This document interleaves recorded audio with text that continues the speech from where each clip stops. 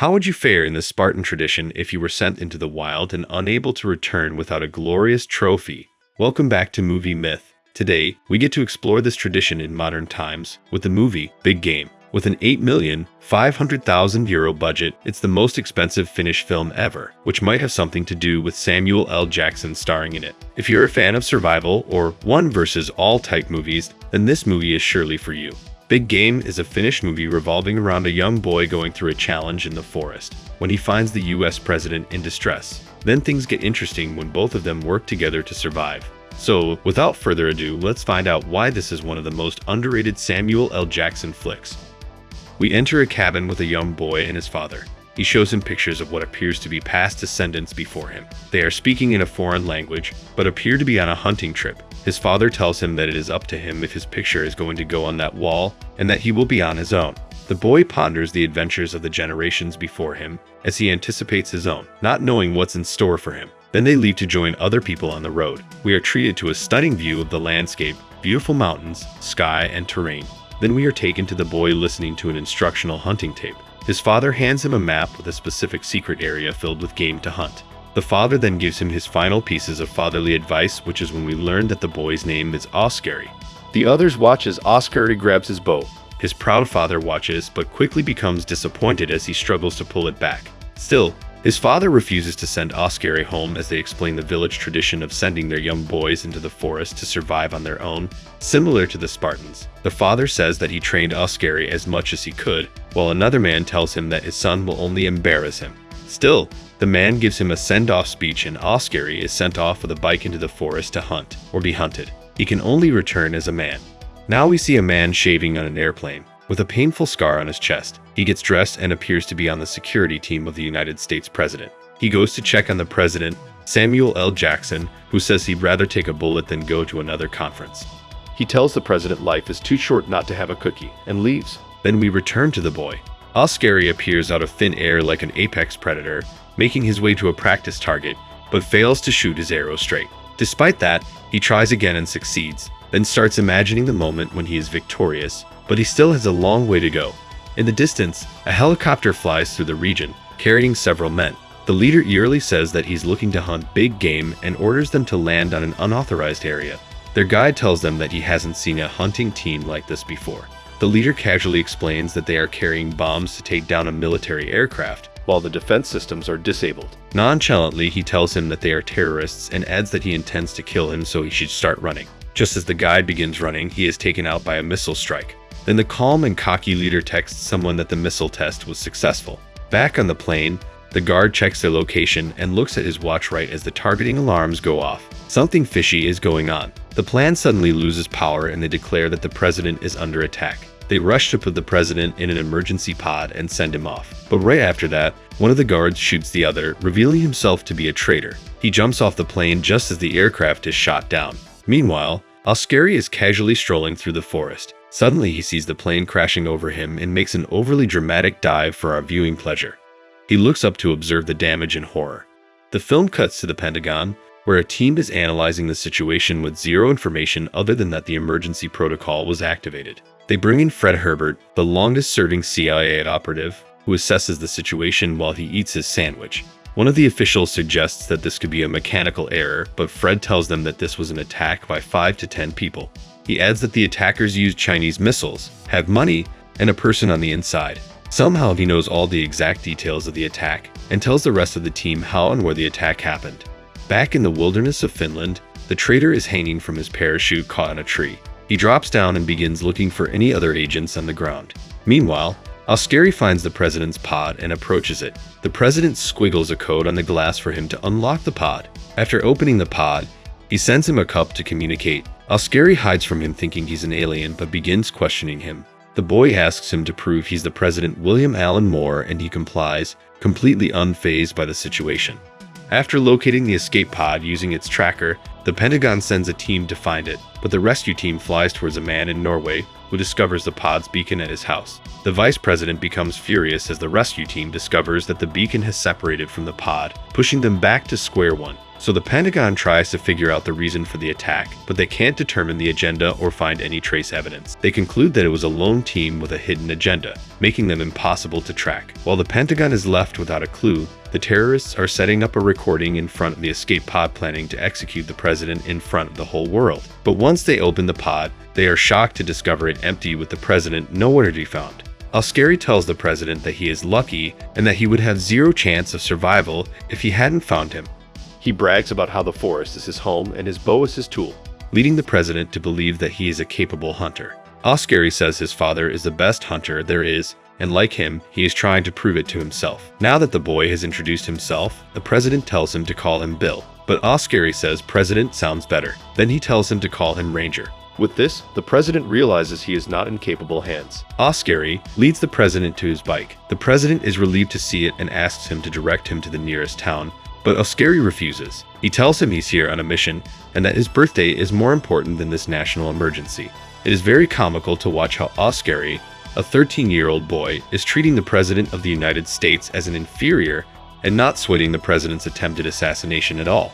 "My forest, my rules," he says, before ordering the president to sit in the back. I wish I had this kid's confidence and ability to boss people around when I often can't do the same. By now, the bad guys have figured out that the president is being helped by someone. The traitor shoots two of the terrorists for no apparent reason before voicing his disdain for the president. He rants about how he took a bullet for a man who can't do a push-up, let alone run a country, explaining that the shrapnel is still inside his body and will one day make it to the heart, killing him. He urges them to focus on the task of killing the president, telling them they have a good head start on the Pentagon. But the Pentagon is slowly catching up. They figured out that the terrorists must have used hunting trips to carry weapons in without raising alarms. Fred tells them to direct a live satellite toward the forest area where the president is most likely located. Now we see the president wrapped in a blanket as they arrive at the secret location Ascari's father told him about. Ascari asks him what it's like to have power, and the president replies that power doesn't really last since he can't really do anything in this situation. But he's curious why Ascari is asking about it, prompting Ascari to explain that his dad is very powerful and his family is very famous. He shows him his dad's picture as a boy and explains to him the tradition and his need to prove himself a capable man. Ascari breaks out in a smile when the president says he looks like his father. Then they both bond as the president tells him how to look strong and command other people. We witness a breathtaking shot of the area before Ascari wakes up the president, who wishes him a happy birthday. They begin looking around and find the president's shoe that fell from the plane. Then Ascari finds a deer head with a note on it from his father, wishing him a happy birthday. Meanwhile, the president finds the bodies of his security team and discovers their parachutes have been meddled with before realizing there was an inside man.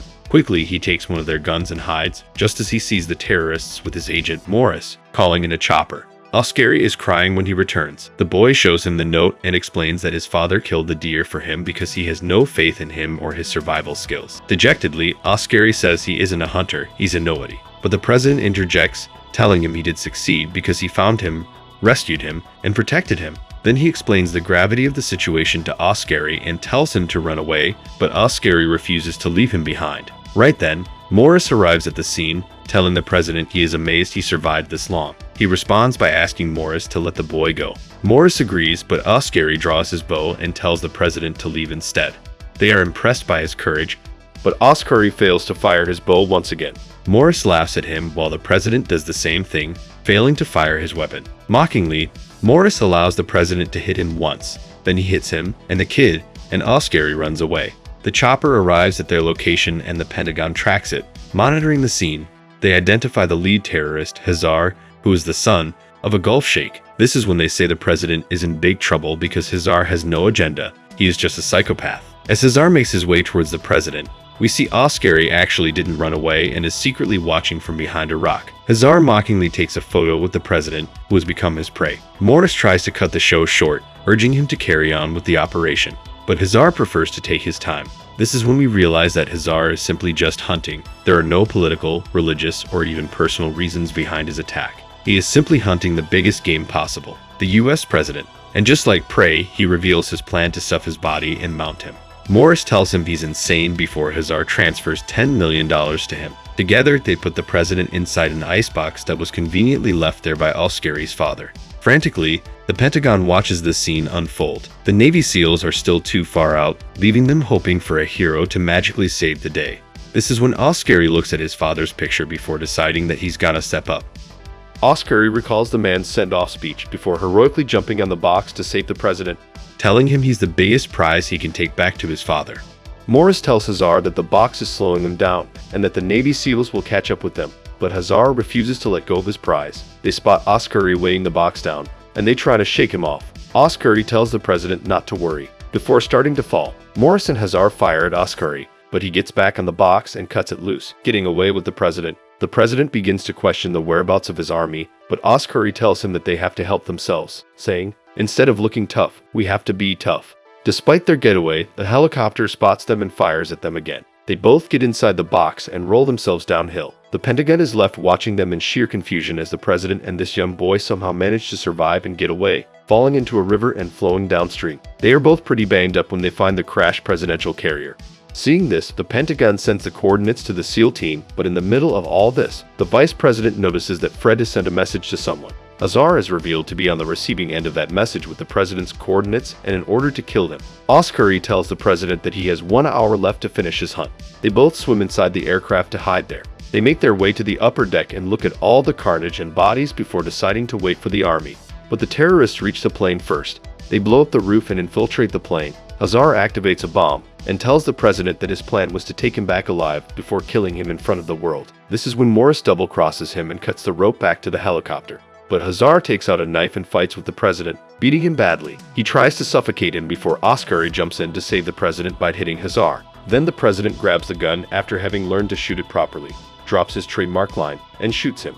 But they aren't safe yet. Morris is still shooting at the plane when the president tells Oscary that he has a plan. Morris shoots one of the pilots when they refuse to leave the plane that's about to blow. Then the president and Oscary launch the ejection seats from the plane and parachute in front of the helicopter before Oscary finally fires his arrow at Morris. However, it hits his bulletproof vest and falls. Yet the impact of it was enough to move the shrapnel inside his chest, causing him to fall off the helicopter. Right then, the bomb detonates, blowing them far away as Oscary's father watches from a distance, trying to find him, fish raining down on his truck from the explosion, before Navy SEALs arrive and arrest the whole group. Brent then turns to the vice president, saying he has to be formally sworn in to replace the president. They've assumed that the president is dead, but in the distance, they spot the president and Oscary parachuting in. Oscary rises in the distance, looking like a glorious hero returning from battle, with the president behind him. Oscary introduces his father to the president and calls him Bill. Bill tells him that his son is a great hunter and the bravest man he's ever met. Oscary's father finally beams with pride for his son. Then the president calls out the SEALs, telling them the only reason he's alive is because of the kid. The SEALs confirm the president's safety with the Pentagon, which causes Fred to immediately take off. In a surprising twist, we realize that Fred was not the only traitor, but the vice president himself was also in on it, wanting to become president himself. Then, in another twist, Fred kills the vice president, making it look like an accident. Now with everyone involved in the assassination attempt dead, Fred takes off, getting away with the crime. The movie ends on a heartwarming note with the US Air Force arriving, while Oscary gets his picture taken with the president, receiving the Medal of Honor, and joining his family's wall. Overall, this is a fun movie to watch. It is a relatively new concept where the President of the United States is dropped into the forest and forced to fend for himself in the wild, so it is not a classic hostage terrorist situation. Also, Samuel L. Jackson brings a humorous, goofy aspect to the character, while the boy is the serious one, so this switch makes it a dynamic, fun film. Obviously, any Samuel L. Jackson character instantly becomes iconic the moment he takes the role. But nothing demonstrates his iconic status and commanding performance as much as the fact that of all the PG-13 movies he's in, this is the only one that permitted him to use his classic trademark line, "I'm f***er." Well, this brings us to the end of today's video. Don't forget to leave a like and subscribe to our channel to get more videos like this one. Your support is so important. And tell me what you think about this film. What did you think of Samuel L. Jackson's performance and where do you rank it among the rest? Do you think the movie is underrated? Let me know in the comments below. I read all of them. And if you're watching till now, thank you. I'll see you in another video soon.